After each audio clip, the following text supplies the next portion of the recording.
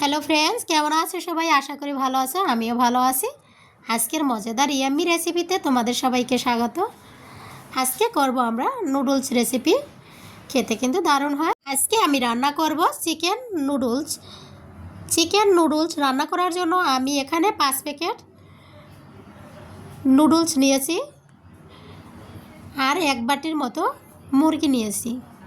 এটা দিয়ে আজকে আমার নুডলস রেসিপি তৈরি হয়ে যাবে। মজাদার রেসিপিটি দেখতে দেখতে বন্ধুরা, তোমরা যারা আমার চ্যানেলটি সাবস্ক্রাইব করোনি তাড়াতাড়ি সাবস্ক্রাইব করে দিয়ে নিত্য নতুন ভিডিওগুলো দেখার জন্য পাশে থেকো। আর যদি কোনো নতুন ভিডিও ছেড়ে থাকি দেখার জন্য পাশে থাকা বেল আইকনে প্রেস করে দিও। আমরা রান্নার জন্য কড়াই বসিয়ে দিয়েছি পরিমাণ মতো তেলে আমরা দিয়ে দিলাম কাঁচামরিচের সাথে দিয়ে দিলাম আদা বাটির মতো পেঁয়াজ কুচিটা আর কাঁচামরিচটা আমরা সুন্দরভাবে ভেজে নেব। কাঁচামরিচ আর পেঁয়াজ কুচিটা আমরা 2 মিনিটের মতো ভেজে নিয়েছি।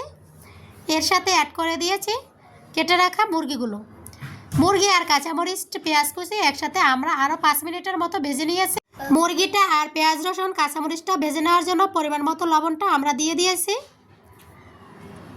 নুডলস রান্না করতে যে মশলাটা লাগবে সম্পূর্ণটা আমরা এখন একসাথে দিয়ে কষিয়ে নেব। নুডলসের জন্য যতটুকু পরিমাণ হলুদের দরকার দিয়ে দিয়েছি, লবণটা আমরা দিয়ে দিয়েছি। এটা দিয়ে আরও কিছুটা সময় আমরা ভেজে নেব। মশলার সাথে মুরগিটা 5 মিনিটের মতো আমি ভেজে নিয়েছি। এখন অ্যাড করে দেব আদা বাটির মতো সস। টমেটো সসটা দিয়ে আমি আরও 5 মিনিটের মতো এটা কষিয়ে নেব। এখন দারুণ একটা কালার এসেছে মুরগি ভাজিতে। এই কালারটার কারণে আজকে নুডলসের রেসিপিটা দারুণ লাগবে দেখতে। মুরগিটা ভালোভাবে সেদ্ধ করার জন্য আমি 2 মিনিটের মতো ভাপে রেখে দিয়েছি। সুন্দরভাবে মুরগিটা ভাজা হয়ে গেছে। এখন অ্যাড করে দেব সেদ্ধ করা নুডলসটা আমি ঝরঝরা রেখেছি। নুডলসটা অ্যাড করে দিলাম।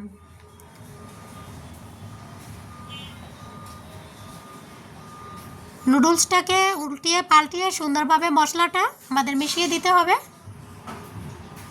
এভাবে যদি নুডলসটা রান্না করা হয় খেতে কিন্তু দারুণ লাগে। নুডলসের কালারটা আজকে কিন্তু হেভি হয়েছে। আমার নুডলসটা আজকে ঝরঝরা হবে। নুডলস রান্নার জন্য আমাদের সেদ্ধ করার প্রতি বিশেষ খেয়াল রাখতে হবে। নুডলস কোনোভাবেই যেন নরম না হয়ে যায়।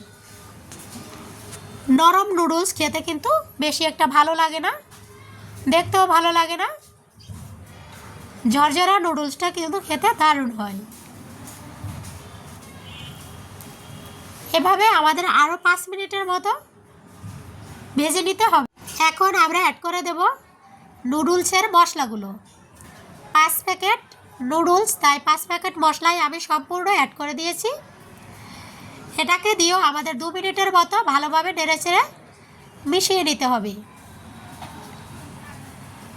আর সবশেষে বন্ধুরা, আমার এই অসম্ভব মজার রেসিপিটি যদি তোমাদের একটু ভালো লেগে থাকে অবশ্যই চ্যানেলটি সাবস্ক্রাইব করে পাশে থেকো।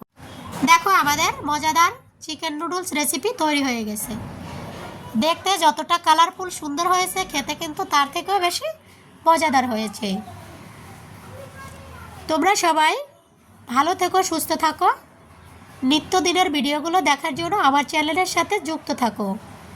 আবার অন্য কোনো রেসিপিতে দেখা হবে। বাই বাই বন্ধুরা।